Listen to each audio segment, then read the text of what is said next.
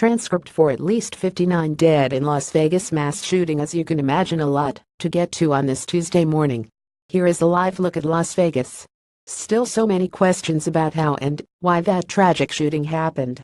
What a staggering death toll, 59, at least 59 killed.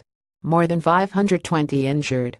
The victims were just there to enjoy the concert Sunday night. Now the entire city and country reeling. Look at the cover of the Las Vegas newspaper. Unimaginable.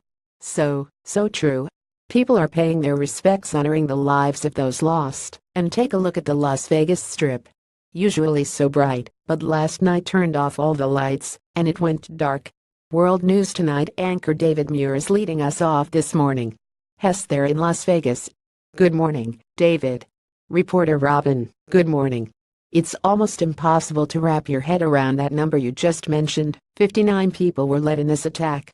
There are headlines of patients at hospitals throughout Las Vegas, and this morning, we know more about the discovery made on the 32nd floor of the Mandalay in the hotel room of Stephen Paddock.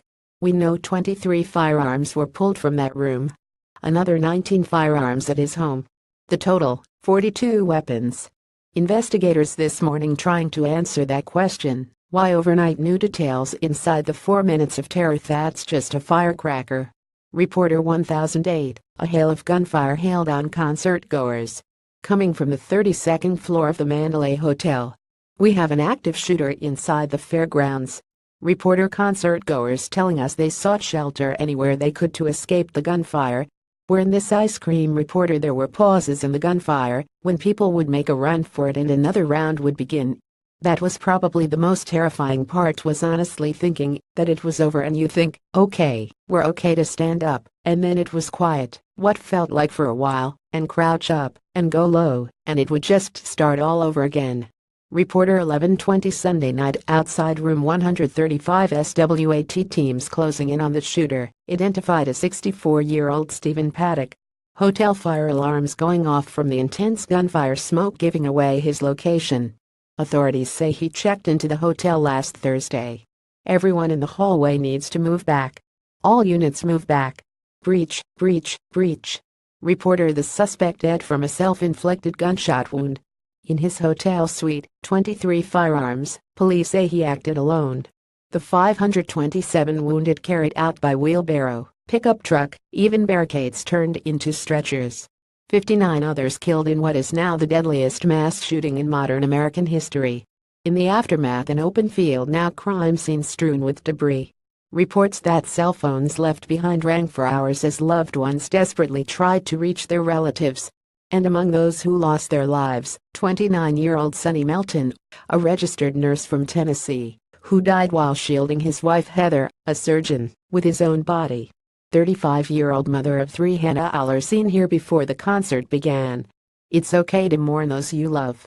Reporter 34-year-old Las Vegas police officer Charleston Hartfield, off duty at the time, military veteran and father killed, while helping others to safety of his family and friends, holding a vigil to honor his bravery. We've all had hard days, but we have to get through it and keep moving forward. Reporter: amid such tragedy, come the stories of heroism. Jonathan David Smith credited with saving more than 20 lives when he broke down a security gate and formed a human chain to lead others to safety off the field. I ran back towards the shooting, and there was one lady that was on the ground.